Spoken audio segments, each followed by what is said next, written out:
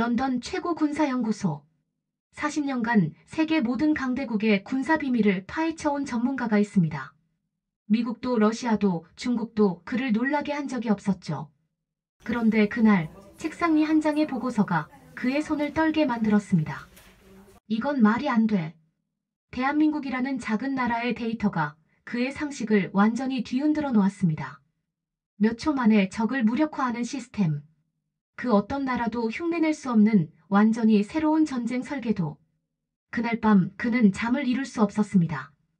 결국 직접 한국에 간 그가 발견한 것은 첨단 무기보다 훨씬 더 충격적이었습니다. 이 나라의 진짜 무기는 기계가 아니었다. 과연 40년 경력 전문가를 완전히 압도시킨 한국의 비밀은 무엇이었을까요? 잠깐만요. 여러분, 구독, 좋아요 부탁드립니다.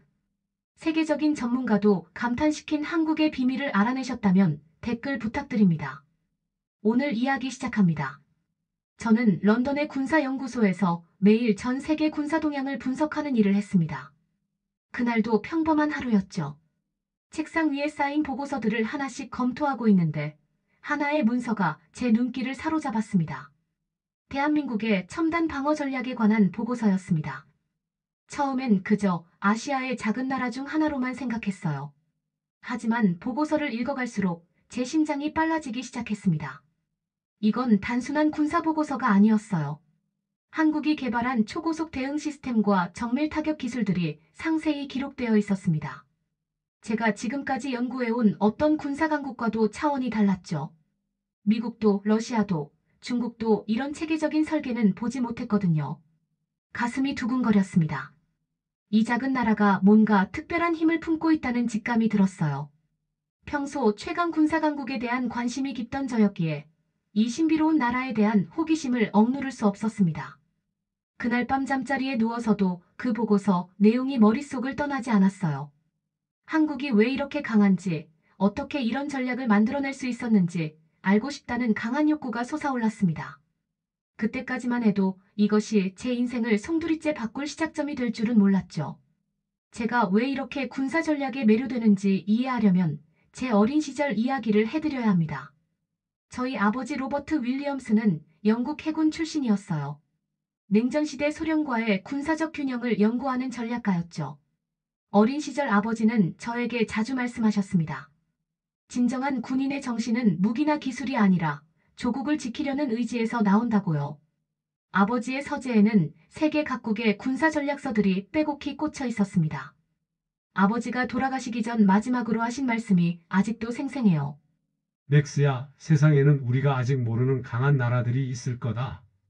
그들의 힘이 어디서 나오는지 찾아내는 것이 진정한 연구자의 사명이라고 하셨죠. 그 말씀이 제 가슴 깊숙이 새겨졌습니다. 국가를 위해 헌신하는 군인의 정신, 그리고 배움에 대한 존중감이 저를 이끄는 원동력이 되었어요. 한국 보고서를 보는 순간 아버지의 그 말씀이 다시 떠올랐습니다. 아버지가 찾으라고 하신 그 강한 나라가 바로 한국일지도 모른다는 생각이 들었어요. 가슴 한편으로는 아련한 그리움이 밀려왔지만 동시에 뜨거운 사명감이 타올랐습니다. 이제 제가 아버지의 뜻을 이어받아 진실을 찾아 나서야 할 때였죠. 한국에 대한 연구를 본격적으로 시작하면서 저는 놀라운 사실들을 발견했습니다. 다른 군사 강국들과는 완전히 다른 접근 방식이었어요. 미국은 압도적인 화력에, 러시아는 방대한 영토에, 중국은 막대한 인력에 의존했죠. 하지만 한국은 달랐습니다. 홀로서기 전략이라고 부를 수 있는 독특한 방식이었어요. 누구의 도움도 기대하지 않고 스스로 모든 것을 해결하려는 철학이 깔려 있었습니다. 제가 가장 주목한 것은 한국군의 신속 대응 체계였어요. 몇 분 안에 전국 어디든 타격할 수 있는 시스템을 구축해 놓았더군요. 이건 단순한 군사기술이 아니라 전쟁 자체를 재설계한 것이었습니다. 밤늦게까지 자료를 분석하면서 저는 점점 확신하게 되었어요. 한국이 가진 비밀이 뭔지 모르겠지만 분명히 세계 어디에도 없는 특별한 무언가가 있다는 것을 말이죠. 연구실 동료들은 제가 너무 한국에 빠져 있다며 걱정했습니다. 하지만 저는 멈출 수 없었어요. 이 나라가 어떻게 이런 강력한 군사력을 만들어냈는지 그 답을 찾는 것이 제 사명이라고 느꼈거든요. 매일 밤 잠들기 전 생각했습니다. 한국에서 직접 보고 경험하지 않으면 진실을 절대 알 수 없을 거라고요. 그때부터 한국행을 결심하기 시작했죠. 몇 달간의 연구 끝에 저는 중요한 결정을 내렸습니다. 한국을 직접 방문해서 이 모든 것을 눈으로 확인해 보겠다고요. 상사들은 처음에 반대했어요. 단순한 호기심으로 예산을 낭비할 수 없다면서 말이죠. 하지만 저는 포기하지 않았습니다. 한국의 군사시설 견학이 영국의 국방정책에도 도움이 될 것이라고 설득했어요. 결국 공식적인 군사교류 프로그램으로 방문 허가를 받았습니다. 비행기표를 예약하는 순간 가슴이 뛰었어요. 드디어 제가 찾던 답을 얻을 수 있겠다는 기대감이 솟구쳤습니다. 동시에 약간의 긴장도 느껴졌죠. 과연 제가 상상한 것들이 현실일까 하는 의구심도 있었거든요. 출발 전날 밤, 저는 아버지 사진 앞에 서서 다짐했습니다. 아버지가 말씀하신 그 강한 나라의 비밀을 반드시 찾아내겠다고요. 이번 여행이 제 인생의 전환점이 될 것 같다는 예감이 들었습니다. 인천공항으로 향하는 비행기 안에서 저는 계속 생각했어요. 이곳에서 내가 진짜 배울 점이 있을 것이다. 직접 보고 느끼지 않으면 끝내 이해할 수 없을 것이다. 그런 사명감이 가슴 깊숙이 자리 잡고 있었습니다. 한국 땅을 밟는 순간 제 인생의 새로운 장이 열릴 것이라는 강한 확신이 들었어요. 이 순간이 바로 제가 찾던 진실과 만나는 시작점이 될 거라고 믿었습니다. 서울 외곽의 군사기지에 도착한 순간 저는 말 그대로 충격에 빠졌습니다. 영국에서 본 그 어떤 군사시설과도 차원이 달랐어요. 첫 번째로 눈에 들어온 것은 초고속 포격 시스템이었습니다. 한국군 장교가 시연을 보여주는데 목표물을 설정한 지 몇 초 만에 정확히 타격하더군요. 이런 속도와 정밀성은 어디서도 본 적이 없었어요. 제가 입을 다물지 못하고 있으니까 안내하던 김대위가 웃으면서 말했습니다. 이 정도는 기본이라고요. 두 번째 충격은 인공지능 통제 무기 시스템이었어요. 사람의 개입 없이도 위협을 탐지하고 대응하는 모습을 보면서 소름이 돋았습니다. 현대 군사기술이 이렇게까지 발전할 수 있다니 믿기지 않았어요. 가장 놀라운 것은 군인들의 훈련 강도였습니다. 몇 분 만에 완전한 전투 태세를 갖추는 모습을 보면서 아찔한 긴장감을 느꼈어요. 이들의 움직임에는 군더더기가 전혀 없었습니다. 모든 동작이 완벽하게 계산되고 훈련된 결과였죠. 김대위가 자랑스럽게 말했어요. 우리는 항상 준비되어 있다고, 언제든지 조국을 지킬 수 있다고요. 그 말을 들으면서 제 가슴이 뜨거워졌습니다. 이런 강렬한 자부심과 사명감은 어떤 첨단 무기보다도 강력한 무기라는 생각이 들었어요. 그런데 진짜 궁금한 것은 이런 힘이 어디서 나오는가 하는 것이었습니다. 이건 어디서 본 적이 없는 전력이다. 전 세계 어디와도 차별화된 경쟁력이다. 한국이 가진 이 힘의 근원을 더 깊이 알고 싶다는 갈망이 불타올랐죠. 그 충격이 가시기도 전에 김대위는 저를 한국군 역사관으로 데려갔습니다. 처음엔 단순한 견학이라고 생각했어요. 하지만 그곳에서 저는 평생 잊을 수 없는 이야기를 듣게 되었습니다. 전시관에는 한국 전쟁 당시의 모습들이 생생하게 전시되어 있었어요. 김대위가 조용히 설명하기 시작했습니다. 1950년 북한이 남침했을 때 한국군은 제대로 된 무기조차 없었다고 했죠. 연합군의 도움이 있었지만 결국 마지막 순간에는 한국인 스스로가 싸워야 했다는 것입니다. 가장 가슴 아픈 이야기는 장진호 전투였어요. 영하 40도의 혹독한 추위 속에서 한국 군인들이 어떻게 버텨냈는지 들으면서 제 눈가가 뜨거워졌습니다. 아무도 도와주지 않는 상황에서도 포기하지 않았다는 그 이야기 말이에요. 김대위의 목소리가 떨렸습니다. 우리 할아버지 세대는 맨손으로 조국을 지켰다고 했어요. 그때부터 한국인들은 깨달았죠. 결국 우리 스스로 강해져야 살아남을 수 있다는 것을요. 벽면에 걸린 흑백 사진들을 보면서 저는 눈물을 참을 수 없었어요. 어린 군인들의 눈빛에서 절망이 아닌 의지를 읽을 수 있었거든요. 아, 이제야 알겠다는 생각이 들었습니다. 이 나라의 힘은 결국 국민과 군이 끈기와 자존심으로 만들어낸 것이구나 하는 깨달음이 밀려왔습니다. 그때 비로소 이해했어요. 한국이 왜 이렇게 강한지 진짜 이유를 말이죠. 이 나라 국민의 희생 없이는 오늘날의 강력한 군사력이 만들어질 수 없었다는 사실을 알게 되었습니다. 그 역사를 알고 나니 더욱 궁금해졌습니다. 그 정신력이 어떻게 구체적인 군사력으로 구현되었는지 말이에요. 마침 한국군의 핵심 무기 체계를 분석할 기회를 얻었습니다. 단순히 구경하는 것이 아니라 실제 설계 원리까지 설명해 주겠다는 것이었어요. 첫 번째로 본 것은 현무미사일 시스템이었습니다. 정확도가 믿기지 않을 정도였어요. 수백 킬로미터 떨어진 목표물을 정확히 타격할 수 있다는 설명을 들으면서 소름이 돋았습니다. 이건 단순한 무기가 아니라 전쟁의 판도를 바꾸는 게임 체인저였어요. 박중령이 자세히 설명해 주었습니다. 이 시스템의 핵심은 속도와 정확성이라고 했어요. 적이 공격을 준비하기도 전에 먼저 무력화시키는 것이 목표라고 하더군요. 이런 선제 타격 개념은 기존의 방어 중심 전략과는 완전히 다른 접근이었습니다. 더욱 놀라운 것은 인공지능 지휘 통제 시스템이었어요.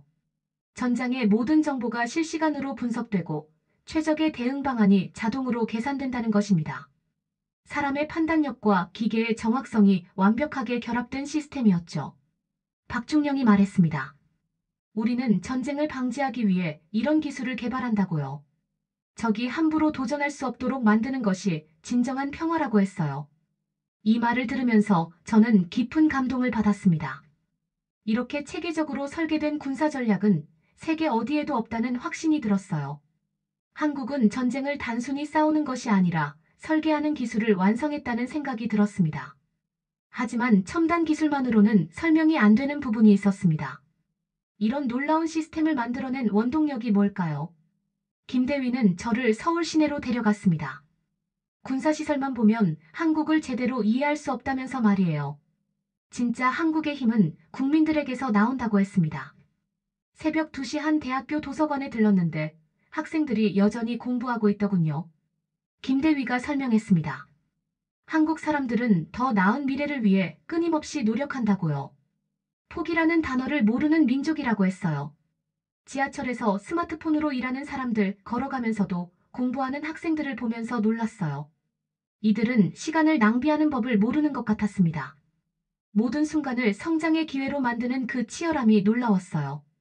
김대위가 자신의 이야기를 들려주었어요. 자신의 아버지도 한국전쟁 참전용사였는데 전쟁이 끝난 후에도 더 강해지기 위해 평생 노력했다고 했습니다. 그 정신이 지금도 이어지고 있다는 것이었죠. 길거리에서 만난 한 할아버지의 말씀이 특히 인상적이었어요. 우리는 약해서 당했으니까 이제는 절대 약하지 않으려고 한다고 하시더군요. 개인도 나라도 마찬가지라고 하셨습니다. 그때 깨달았어요. 한국인들이 보여주는 포기하지 않는 힘은 설명할 수 없을 정도로 강력하다는 것을요. 이 국민들의 끈기가 바로 강력한 군사력의 진짜 원동력이라는 사실을 말입니다. 제가 딸이 있다면 이 나라의 정신력을 배우게 하고 싶다는 생각까지 들었어요. 그런 정신력이 어디서 왔는지 더 깊이 알고 싶어졌습니다. 김대위는 저를 전쟁기념관으로 데려갔습니다. 한국의 진짜 힘을 이해하려면 역사를 알아야 한다면서 말이에요. 그곳에서 저는 한국이 겪어온 고통의 역사를 생생하게 체험했습니다. 임진왜란부터 시작해서 일제강점기, 그리고 한국전쟁까지. 이 나라는 수백 년 동안 끊임없이 외침을 받아왔더군요.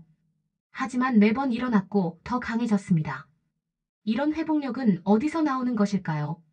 가장 충격적이었던 것은 6.25 전쟁 당시의 기록들이었어요.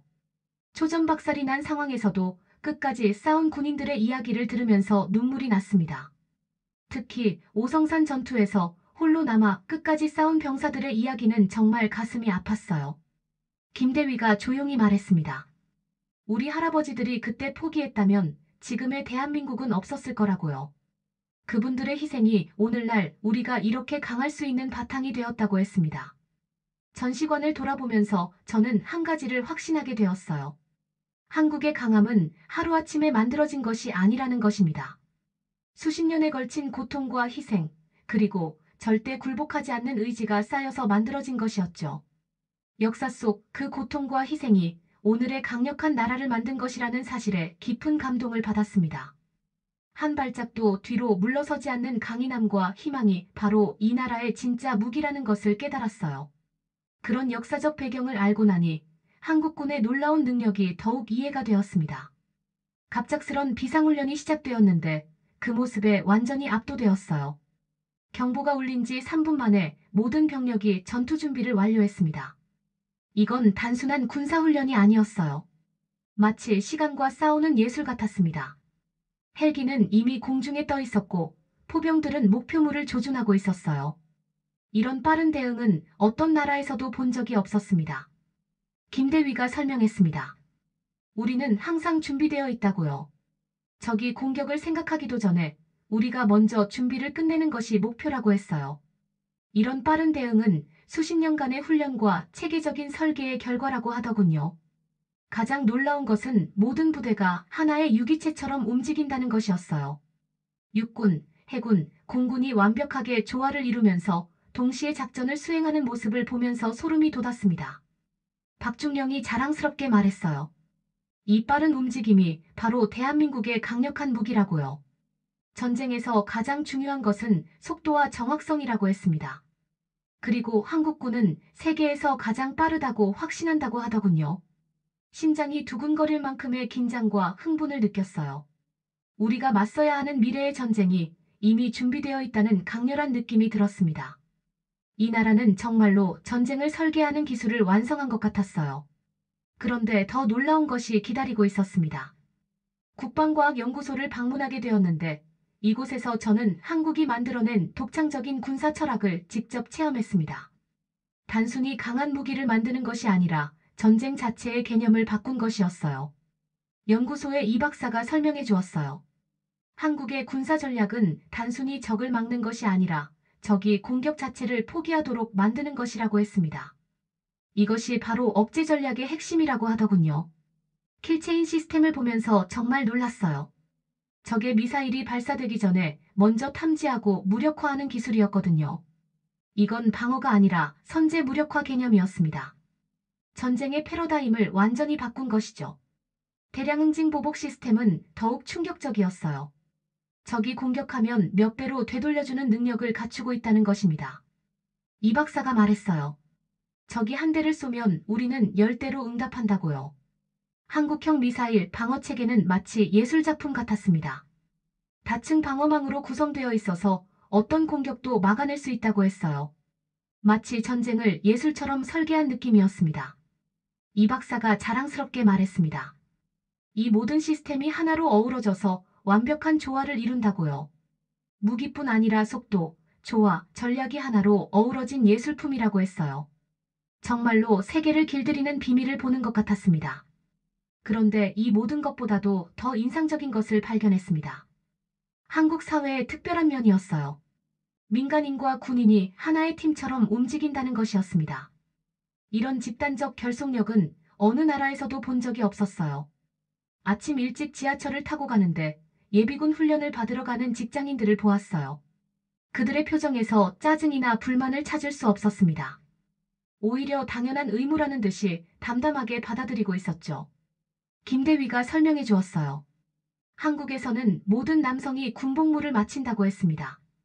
그래서 민간인도 군사적 사고를 할 수 있다고 하더군요. 유사시에는 전 국민이 군인이 될 수 있다는 것이었어요.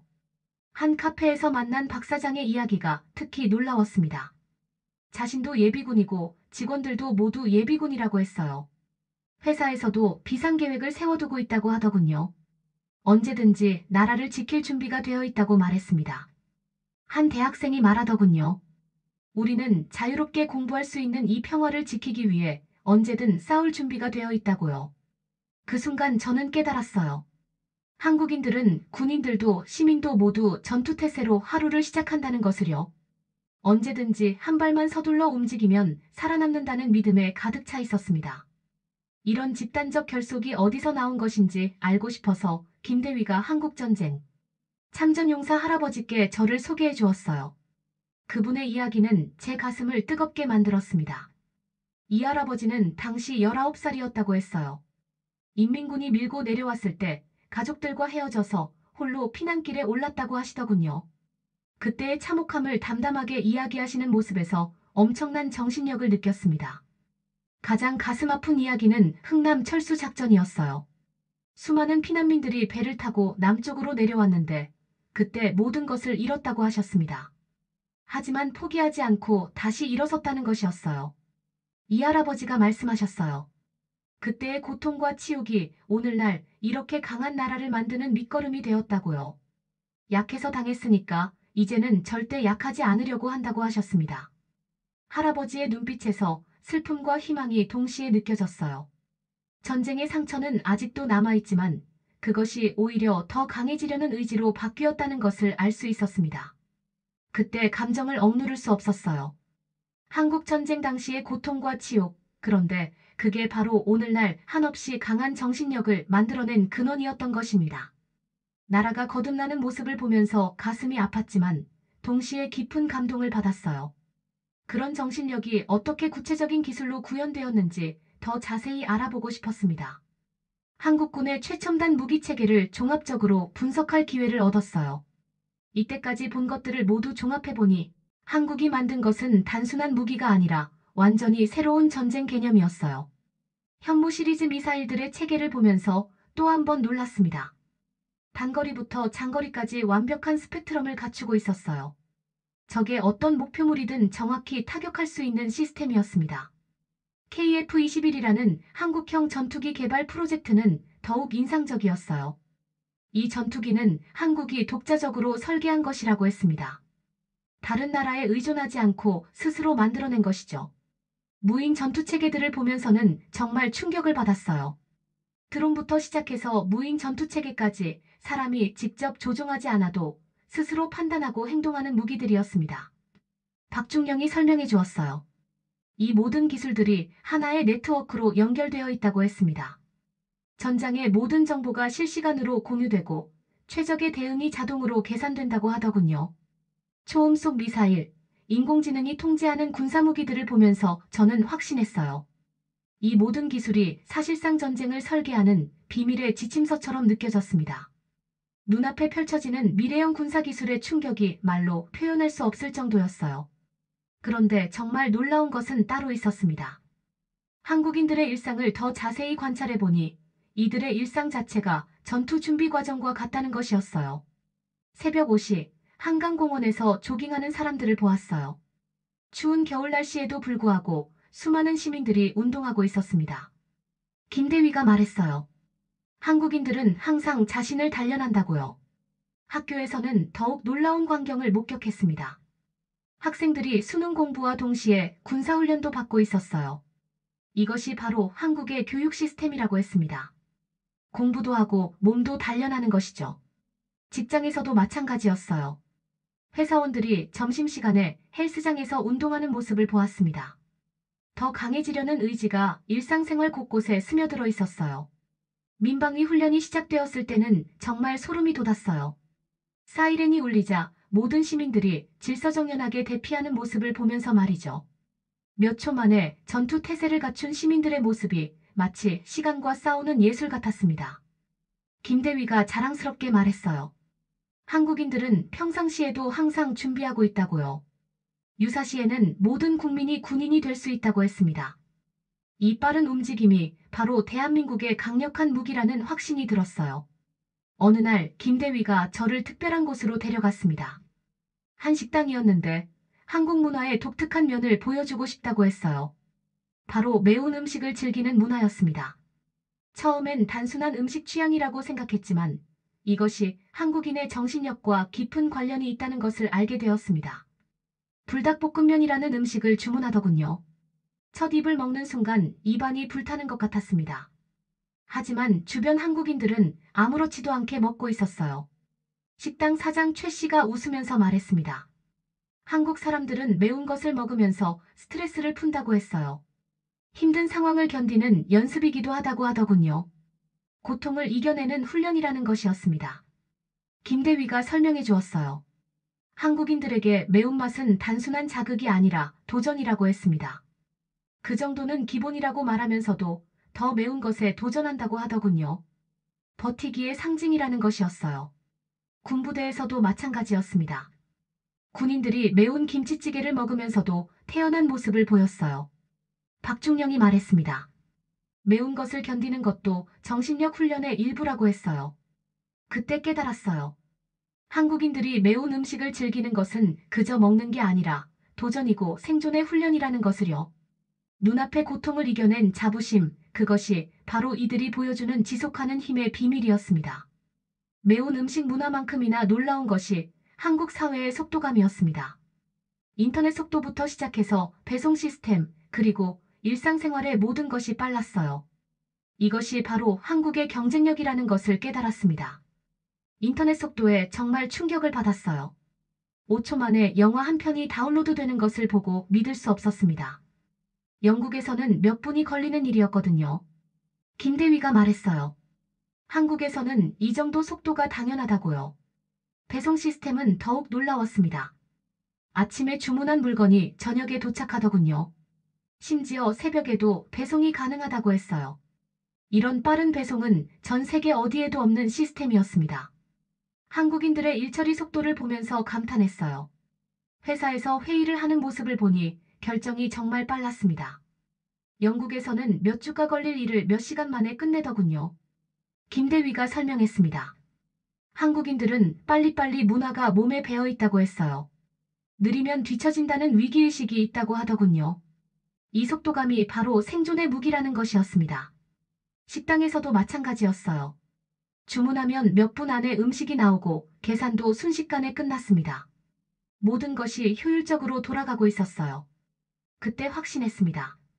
순식간에 다운로드, 즉시 배송, 빠른 신속성, 이 모든 게 바로 이 나라의 DNA라는 것을요. 이 속도, 이 민첩성 덕분에 어디서든 살아남는다는 믿음이 한국인들에게 뿌리박혀 있었습니다. 이제 모든 퍼즐 조각들이 맞춰지기 시작했습니다. 한국 군사 전략의 핵심을 완전히 이해하게 되었어요. 이것은 단순한 방어가 아니라 적이 공격을 생각조차 할 수 없게 만드는 절대적 억제 전략이었습니다. 국방부에서 만난 장군이 설명해 주었습니다. 한국의 전략은 적을 이기는 것이 아니라 전쟁 자체를 예방하는 것이라고 했어요. 적이 승산이 없다고 판단하게 만드는 것이 목표라고 하더군요. 압도적 화력이 첫 번째 원리였습니다. 적이 하나를 쏘면 10개로 응답할 수 있는 능력을 갖춘 것이었어요. 이런 비대칭적 대응 능력이 적의 공격 의지를 꺾는다는 것입니다. 선제 타격 능력은 더욱 놀라웠어요. 적이 공격을 준비하는 순간 먼저 무력화할 수 있는 시스템을 갖추고 있었습니다. 이것이 바로 킬체인의 핵심 개념이었죠. 완벽한 방어막까지 갖추고 있었어요.